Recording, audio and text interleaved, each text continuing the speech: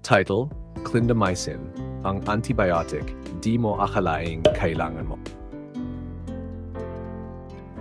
Na-curious ka na ba kung paano kayang labanan ng isang maliit na kapsula ang mga impeksyong ayaw talagang mawala? Well, kilalanin mo si clindamycin, ang unsang hero na antibiotic na lumalaban sa mga malalalim na impeksyon kapag sumuko na ang iba. Mga interesting facts. Unang nadiskubre noong 1960s, ang clindamycin ay isang semi-synthetic na bersyon ng lincomycin, isang natural na antibiotic na galing mismo sa bakterya sa lupa. Ginagamit ito laban sa maraming gram-positive at anaerobic infections, lalo na kung allergic ka sa penicillin.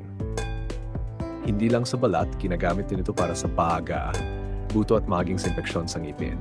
At pwede ito sa capsule, injection, gel, at kahit vaginal cream.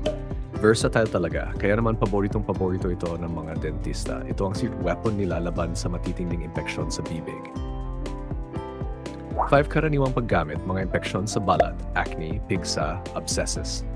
Mga impeksyon sa baga o bronchitis. Mga impeksyon sa ngipin at kilagid. Mga impeksyon sa buto at kasukasuan tulad ng osteomyelitis. Mga impeksyon sa pelvic area, madalas pinagsasama sa ibang antibiotics para mas epektibo. Paano ito gumagana? Isipin mo si clindamycin na parang inspector sa construction site. Pumapasok siya para pigilan ng mga bakterya na gumawa ng mga proteinang kailangan nila para mabuhay. Dahil hinaharang nito ang 50S ribosomal subunit, hindi na makagawa ng protina ang bakterya. At kung walang protina, wala na ring bakterya.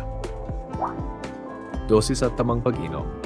Para sa karamihan ng adults, 150 to 300 mg kada 6 na oras o 300 to 450 mg kada 8 oras. Depende sa klase ng impeksyon.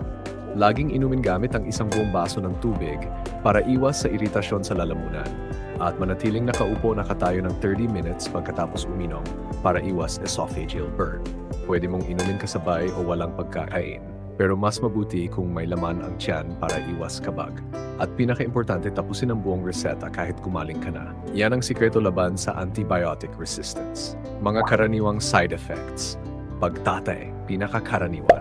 Pagduduwal o pagsusuka, pananakit ng tiyan, pamumula o pangangati ng balat, lasa ng metal sa bibig. Pero kung sobrang watery o madalas ang pagtatay, tumigil muna at magpatingin agad sa doktor. Baka ito ay C. difficile infection, isang bihira pero seryosong epekto kapag nasira ang balanse ng good bacteria sa bituka.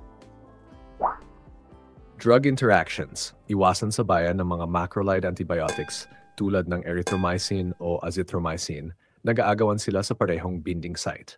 Kung may anesthesia ka o magpapa-opera, ipaalam sa doktor, pwedeng pahabain ni clindamycin ang epekto ng neuromuscular blockers. At tungkol sa birth control pills, don't worry.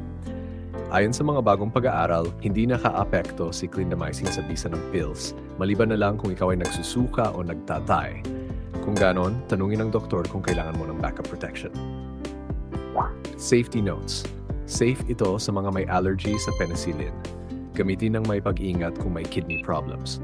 Para sa buntis, karaniwang ligtas kapag kailangan talaga, pero laging kumonsulta sa doktor. At syempre, itago sa malamig tuyong lugar, hindi sa banyo.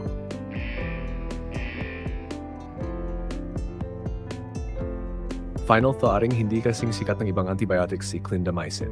Pero kapag seryosong bakterya ang kalaban, ito ang tunay na bayani.